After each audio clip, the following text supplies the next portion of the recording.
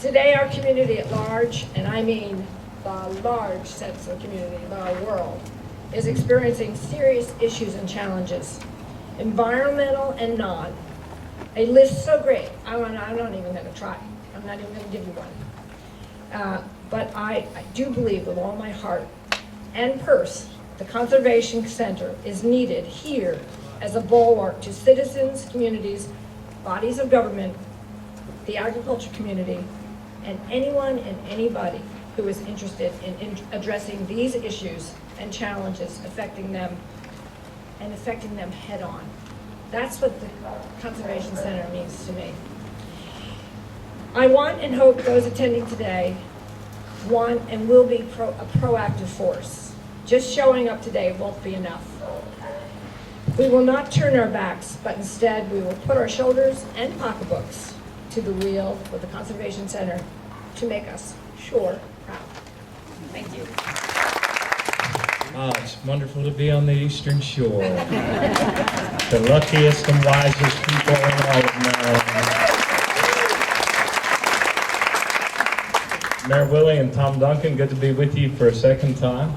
And I want to thank Sean Garvin and all the work that Gina and everybody at EPA does in collaboration with us. You know, the EPA has taken our model, Russ Brinsfield, of Baystat, where instead of having 40-year hopes that the Bay might get better, instead we actually take real actions. We measure the results against 2-year milestones. And Maryland's leading the way, that the EPA has created a common platform for all of the states in the watershed to measure whether or not they're achieving those actions, that we know one day soon, our goal is 2025, that we will reach that healthier bay tipping point when our work combines with the restorative work of God in nature and the other living systems, so that each of the rivers and streams and creeks of our bay become a little healthier every year instead of a little sicker every year.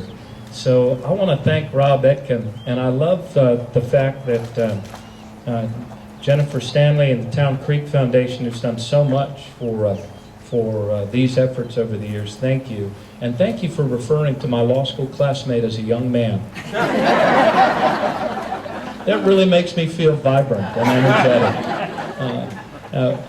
Rob was one of those guys that you met in law school and you think to yourself, gosh, I hope law school doesn't kill his drive and idealism. And it never has. He is the same optimistic, forward-moving guy now and conscious of our time here, our short time together on the planet, as he was when he was in law school.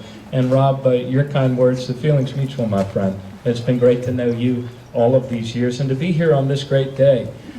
We'll also want to say hi to Birch By, who's made the decision to live in God's country. This is almost like Indiana, except with more rivers, isn't it, Birch? Good to see you. This is a great day for the Eastern Shore Conservation Center. It's a great day for that one Maryland that all of us carry in our hearts. We have important work to do, and there is no more important time than right now in which to do it. The Eastern Shore Land Conservancy has been leading the way on this important work, and within a year, with luck, this site will become that central location for all of those forces of healing and restoration that we are blessed with in our neighbors here on the Eastern Shore, and advancing this important new direction, which also goes hand in glove with restoring and rebuilding our cities and towns. Rich Hall, our Director of Planning, is here, and I know John Larry and some of you have worked together on the Growth Commission here in Maryland, where we choose to build, the infill opportunities that we have in all the towns and cities. We can't keep the shore unless we're also making our towns and cities stronger. Isn't that right, Mayor Willie?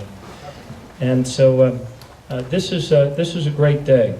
We're also, by the way, we're the only species on the planet, in case you haven't noticed, without full employment. So there's going to be 50 people working here in this building. There is no progress without jobs, so that's also very important. We have the opportunity here in Maryland, because of our proximity to the water, because of that intermingling of land and water with our own existence, really to show a better way forward, not only for our country, but also for the world. We might be America in miniature, but in a way, we are also the world in miniature. Was it Gandhi who said, my village is the world and the world is my village? A similar thing might be said of us here and our relationship to the other living systems. Maryland is a state rich in so many things, especially in natural beauty. It's a natural beauty that my dad showed me when I was a little boy and spent so many wonderful days and weekends here on the shore with him and with our brothers, the great blue heron and the eagle and the osprey. Maryland chooses a future that's smart, green, and growing, and all of those things can go together.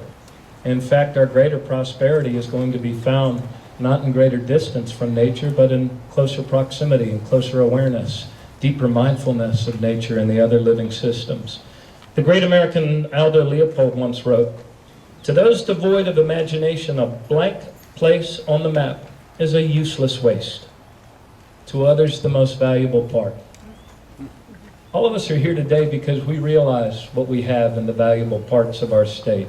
That's why together, even through the recession when some said we can't afford to spend money on open space, we used our open space dollars for the next generation and to preserve open space. In fact, over 45,000 acres, which is a little more than the entire landmass of Calvert County, Don Bosch.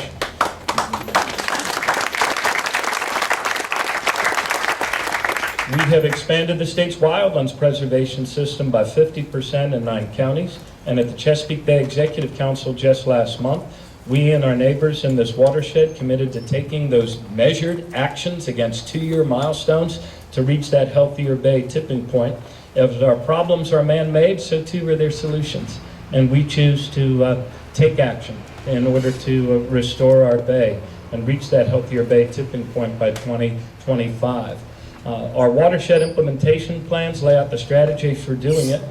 We have 2-year milestones that's never before been done by all 6 states in the watershed to make that commitment and to have it last actually beyond the temporary, and all governors are temps, beyond the temporary term of any of the governors. More recently, the EPA issued the 2012-2013 milestone progress evaluation, confirming that you and your neighbors are leaders in this effort. We've also passed the Healthy Air Act here. We have also been able to reduce 330,000 pounds of nitrogen and kept it from flowing into the streams of the bay. We've upgraded 34 wastewater treatment plants just in the last several years. And we've been investing in renewable energy sources so that Maryland is more secure and that we have a renewable energy future.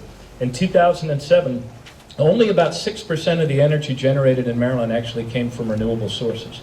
And most of that, quite frankly, was the Conowingo Dam, which, by the way, was put on our grid 80 years ago.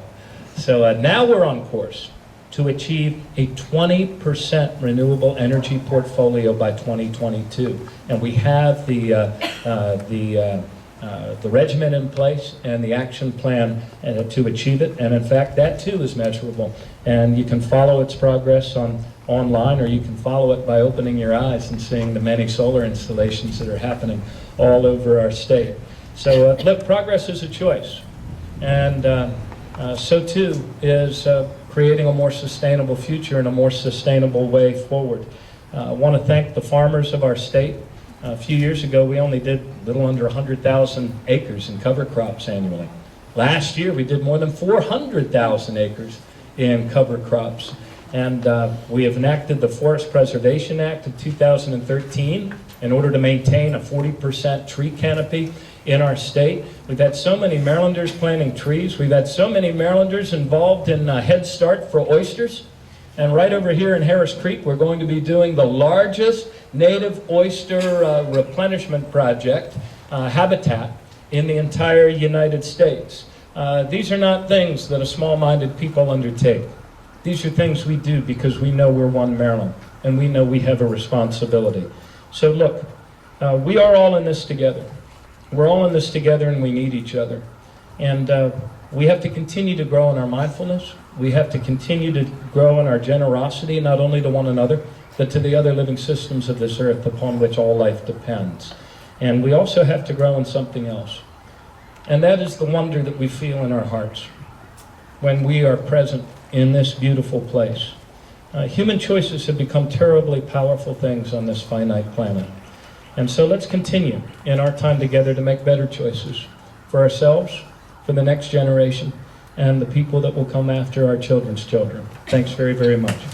But before we close at the podium here, I do want to thank everybody. This has really been a broad and deep coalition that's gotten us to this point, including the elected officials, the many donors, the many board members. We have a dream team of folks on our board and non-board building committee that's sort of riding herd on this thing. It really has been a massive effort, and everyone out here has played a strong role, including our partner organizations that have all gotten in behind this. Are we all positioned? Everybody getting this straight? All right. So here we go. Everybody ready to count down together from 5, 4,